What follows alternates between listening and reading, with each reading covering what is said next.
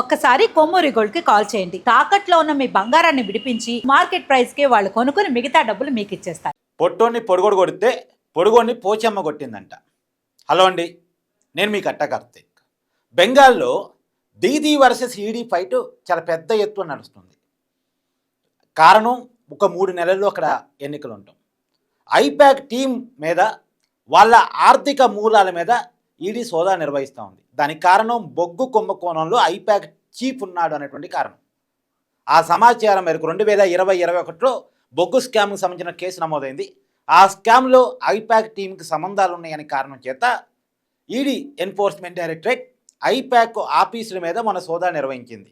బెంగాల్ కోల్కతాలో ఉన్నటువంటి ఐపాక్ ఆఫీసుల మీద, అలానే ఢిల్లీలో ఉన్నటువంటి కేంద్ర ఐపాక్ కార్యాలయం మీద కూడా సోదా నిర్వహించింది.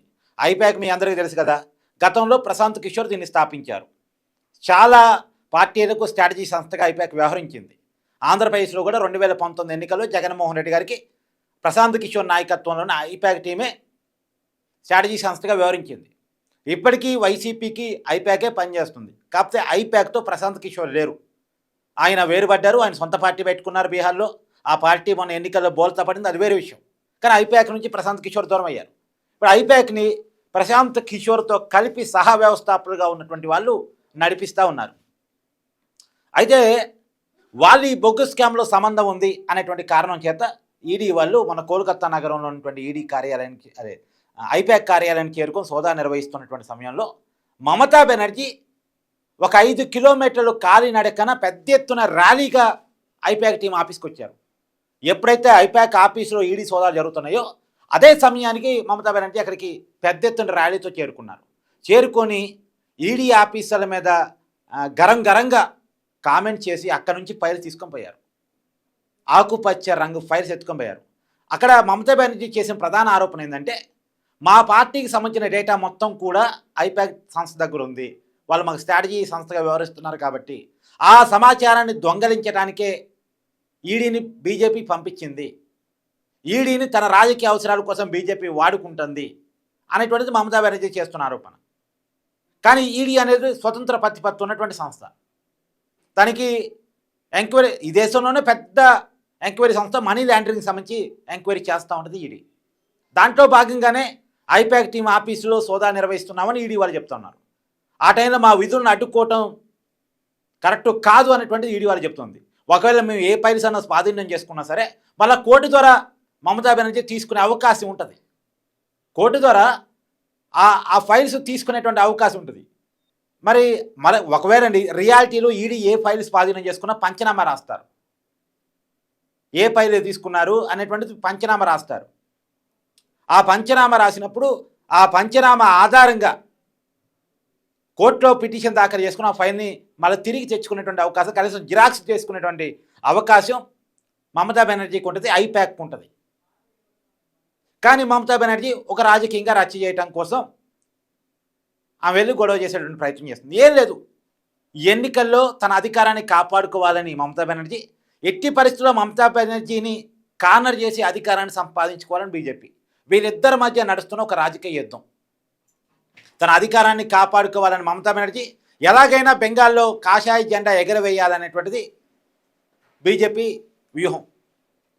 ఇలా అనేక రాష్ట్రాల్లో ఎన్నికలు జరుగుతుంటే వరుసగా బీజేపీ గెలుస్తూ ఉంది. ఢిల్లీలో ఆమ్ ఆద్మీ పార్టీని మట్టి కరిపించారు. మొన్ననే బీహార్ జరిగితే బీహార్లో మహాగఠబంధన్, కాంగ్రెస్ కావచ్చు, ఆర్జేడీ కావచ్చు, ఈ పార్టీలకి చుక్కలు చూపించారు. సో బీజేపీ వరుసగా అన్ని రాష్ట్రాల్లో అధికారంలో రాగలుగుతుంది. మహారాష్ట్రలో ఎన్నికలు జరిగితే మహారాష్ట్రలో అధికారంలోకి వచ్చింది. సో ఎన్డీఏ ప్రభుత్వాలు, బీజేపీ తన కాషాయ జెండాని ప్రతి రాష్ట్రంలో ఎగరేయగలుగుతుంది. తనకి ఇంకా అవకాశం లేని రాష్ట్రాలు కొన్ని ఉన్నాయి. బెంగాల్ కావచ్చు, తమిళనాడు కావచ్చు, తెలంగాణ కావచ్చు. ఇలా ప్రతి చోట కాషాయ జెండాను ఎగరేయాలనుకుంటున్నప్పటికీ కూడా కొన్ని రాష్ట్రాలు కొద్ది కొరకరాని కొయ్యగా ఉన్నాయి. ఆ రాష్ట్రాలు సాధ్యం కావట్లే. ప్రత్యేకించి బెంగాల్లో మమతా పెద్ద అడ్డంగా ఉన్నారు. పోయినసారి మమతా మీద చాలా దృష్టి పెట్టారు. ఏకంగా అమిత్ షా గారే కొన్ని నెలల పాటు అక్కడ స్టే చేసి వ్యూహాలు అన్నీ ఎట్టి పరిస్థితుల్లో మమతా బెనర్జీని ఓడించాలని ప్రయత్నం చేశారు. కాబట్టి ఆ రోజుల్లో మమతా గెలవగలిగారు. ఇప్పుడు మమతా బెనర్జీ పెద్ద రచ్చ చేయడానికి సిద్ధమవుతున్నారు. నా మీద కేంద్రం ఇబ్బంది పెట్టే ప్రయత్నం చేస్తుంది, బెంగాల్ని ఇబ్బంది పెట్టే ప్రయత్నం చేస్తుంది అని లోకల్ సెంటిమెంట్ రాజేసే ప్రయత్నం చేస్తున్నారు. కానీ ఒక్క విషయం గుర్తుపెట్టుకోవాలి మమతా బెనర్జీ, ఇవాళ తన మీద కేంద్రం కారణం చేస్తుంది, దాడి చేస్తుంది, ఎంక్వైరీ సంస్థల ద్వారా ఇబ్బంది పెడుతుంది అని చెప్పేసి మాట్లాడుతున్నారు కదా. ఒకప్పుడు మమతా బెనర్జీ రాజకీయం కూడా ఇదే. మమతా బెనర్జీ రాజకీయం కూడా ఇదే. మమతా బెనర్జీ అసలు ఎలా అధికారంలోకి వచ్చారు ఒక్కసారి వెనక్కి వెళ్ళి ఆలోచించుకుంటే, నందిగ్రామ్లో కావచ్చు, సింగూరులో కావచ్చు, టాటా వాళ్ళు నానో తెలుసుగా మీకు ₹1,00,000 కారు ఇస్తామని నానో వాళ్ళు ఒక ప్రాజెక్ట్ తీసుకొచ్చారు. ఆ ప్రాజెక్టుకి భూసేకరణ జరుగుతుంటే భూసేకరణకు వ్యతిరేకంగా అప్పుడున్నటువంటి కమ్యూనిస్ట్ ప్రభుత్వం మీద పోరాటం చేసి జనాన్ని సమీకరించి అన్ని రాజకీయ పార్టీలతో చేతులు కలిపి, ఆ రోజుల్లో కేంద్రంలో అధికారంలో ఉన్నటువంటి కాంగ్రెస్తో కావచ్చు, బీజేపీతో కావచ్చు, అందరితో చేతులు కలిపి పెద్ద ఎత్తున పోరాటం చేసి చివరికి మావోయిస్టులతో కూడా చేతులు కలిపి మొత్తానికి కమ్యూనిస్టులను పడేసి 3 దశాబ్దాల కమ్యూనిస్టుల కంచి కోటని పడేసి మమతా బెనర్జీ అధికారంలోకి రాగలిగారు. అధికారంలోకి వచ్చిన తర్వాత మమతా బెనర్జీ ఏం చేశారు? ఒక రకంగా అరాచకాన్ని సృష్టించారు. అసలు బెంగాల్లో ఎన్నికలు జరగవు, రిగ్గింగ్లే జరుగుతాయి అనుకునేటువంటి పరిస్థితి. చాలా దారుణం. ఈ దేశంలో ప్రజాస్వామ్యం ఎక్కువగా కూని అయ్యే రాష్ట్రాల్లో బెంగాల్ మొదటి స్థానంలో ఉంటుంది. మమతా బెనర్జీ అధికారంలోకి వచ్చిన తర్వాత తన ప్రతిపక్షంగా ఉన్నటువంటి కమ్యూనిస్టు ఆఫీసుల మీద దాడులు, కమ్యూనిస్టులు లేకుండా చేయటాలు, కమ్యూనిస్టుల మీద దారుణ హత్యాకాండ, చివరికి మేము కమ్యూనిస్టులుగా ఉండలేము, ఈ దేశంలో ఇంకేదైనా రాజకీయ పార్టీ మాకు అండగా ఉంటే వాళ్ళతో వెనకాల ఉంటే, ఎందుకంటే కమ్యూనిస్టులు దేశంలో పెద్దగా బలంగా లేరు కదా అనుకునే పరిస్థితి నుంచి ఆ కమ్యూనిస్టులే వాళ్ళు రాజకీయంగా విరోధించి ఇవాళ బీజేపీ వెనకాల రాలేని పరిస్థితి. ఇవాళ బీజేపీలో ఉన్న చాలామంది నాయకులు ఒకప్పుడు కమ్యూనిస్టు కుటుంబాలకు సంబంధించిన వాళ్ళు. ఎందుకంటే వాళ్ళు బతకడం ముఖ్యం, కనీసం ప్రజాస్వామ్యాన్ని బతికించుకోవడం ముఖ్యం అనుకునే పరిస్థితుల్లోకి వాళ్ళు వెళ్ళారు. సో ముళ్ళుతోనే తీయాలని ఇప్పుడు బీజేపీ అనుకుంటున్నట్టుంది.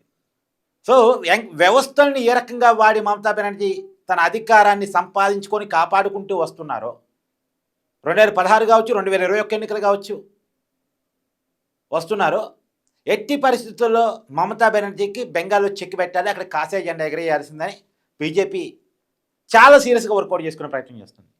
కాకపోతే మమతా కోటని కూల్చడం అంత ఈజీ కాదు, రియాలిటీలో అంత ఈజీ కాదు. పోయినసారి చాలా ప్రయత్నాలు జరిగాయి. ఒకటైనా అసలు మమతా బెనర్జీ ఓడిపోతుందా, ప్రభుత్వాన్ని కోల్పోతుందా అన్న కాడికి వచ్చింది. మమతా బెనర్జీని ఎమ్మెల్యేగా ఓడించగలిగారు. పోయినసారి తృణమూల్ కాంగ్రెస్ పార్టీయే గెలిచింది, అధికారంలోకి వచ్చింది, కానీ మమతా బెనర్జీ ఎమ్మెల్యేగా ఓడిపోయింది. ఎమ్మెల్సీ అయ్యి ఇప్పుడు ముఖ్యమంత్రిగా ఉంది ఆవిడ. తన ఎమ్మెల్యే కాదు, ఎమ్మెల్సీగా ఉండి ముఖ్యమంత్రి అయింది ఆవిడ. సో చాలా ఒకప్పుడు తృణమూల్ కాంగ్రెస్లో ఉన్నటువంటి పెద్ద పెద్ద నాయకులందరినీ కూడా బీజేపీలో చేర్చుకున్నారు. చాలా ప్రయత్నాలు జరిగాయి, కానీ పోయినసారి సాధ్యం కాదు. ఈసారైనా సాధ్యం కావాలని ప్రయత్నం చేస్తున్నారు. దాదాపు సరిపేరుతో 57 లక్షలు సరిపేరుతోటి ఓట్లను తొలగించారు.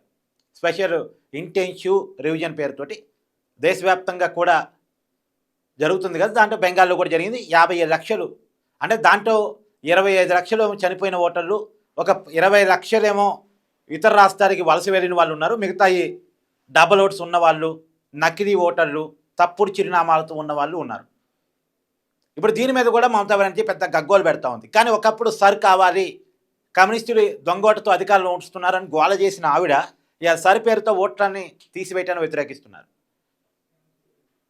సో మమతా బెనర్జీకి మాట్లాడే హక్కు ఉందా అంటే మాట్లాడే హక్కు లేదు. అందుకే నేను మొదట్లో ఒక సామెత వాడాను, పొట్టోని పొడుగోడు కొడితే పొడుగోని పోచం కొట్టిందంట. ఒకప్పుడు తను అందరినీ కొట్టగలిగారు, ఇవాళ తనను కొట్టే వాళ్ళు వచ్చారు, అందుకే ఇబ్బంది పడుతున్నారు. రోడ్డు మీద రచ్చ చేస్తున్నారు, గోల చేస్తున్నారు, గగ్గోలు పెడుతున్నారు. నిజానికి కేంద్రం కనుక సీరియస్గా వర్కౌట్ చేసి దొంగ ఓట్లు లేకుండా కంట్రోల్ చేయగలిగితే ఈ ఎన్నికల్లో మమతా బెనర్జీని ఓడించవచ్చు. మమతా బెనర్జీ మీద తీవ్రమైన వ్యతిరేకత ఉంది. అక్కడ పరిపాలన లేదు, అభివృద్ధి లేదు. బెంగాల్లో పరిపాలన లేదు, అభివృద్ధి లేదు. మీరు బెంగాల్ వెళ్ళి చూడండి, చాలా దారుణం. అక్కడ ఇప్పటికీ మట్టి రోడ్లే ఉంటాయి, గ్రామాల్లో పూర్తిగా మట్టి రోడ్లే. అక్కడ ఉన్నటువంటి సహజ వనరుల చేత అక్కడ ప్రజలు బాగుపడటం తప్ప ప్రభుత్వాల వైపు నుంచి ఎలాంటి ప్రయత్నం లేదు. కాకపోతే సానుభూతిని బతికించుకోగలదు. అక్కడ మైనార్టీ బొజ్జగింపు రాజకీయాలు మమతా బెనర్జీ చేయగలదు, ఆమెకున్న స్ట్రెంత్ అది. కానీ అభివృద్ధి విషయంలో ఆమె సున్నా. సో ఏదైనా మమతా బెనర్జీకి కొంత కష్టకాలం అయితే కనపడుతుంది. కానీ సెంటిమెంట్ రాజేసుకొని ఈసారికి అధికారంలో రావాలనేటువంటి ప్రయత్నం అయితే కనపడుతుంది. కానీ పునాదులు కదులుతున్నాయి. పునాదులు కదులుతున్నాయి. ఈసారికి మమత వస్తుందో రాదో కరెక్ట్గా చెప్పలేం, కానీ రాబోయే ఎన్నికలకి మమత కొలాప్స్ అయ్యేటువంటి అవకాశం అయితే ఉంది. ఈ ఎన్నికలు కూడా అంతే ఈజీ ఏం కాదు మమత గెలవటం, గతంలాగా కాదు. కాకపోతే తనకున్నటువంటి వ్యతిరేకతను కూడా దానిని ఎలా మార్చుకోవాలో బాగా తెలిసిన వ్యక్తి. సో బీజేపీని ఒక బూచిగా చూపించి మైనార్టీ బుజ్జగింపు రాజకీయాలు చేసి మైనార్టీ ఓట్ల ద్వారా అధికారంలోకి రావాలి, రెండోది లోకల్ బెంగాలీ సెంటిమెంట్ని ఏకం చేయాలి అనేటువంటి ప్రయత్నం ఆమె చేస్తూ ఉంది. సో ఏ మేరకు వర్కౌట్ అయితే చూడాలి. కానీ పెద్ద ఎత్తున బెంగాల్ ఎన్నికల సాక్షిగా దీదీ వర్సెస్ ఈడీగా ఘోరమైన ఫైట్ నడుస్తుంది. బెంగాల్లో మమత ఓడిపోవాల్సిన అవసరం ఉందా లేదా మమతానే గెలవాలని మీరు అనుకుంటున్నారా అనేది మీ కామెంట్ రూపంలో తెలియజేయండి. Thank you.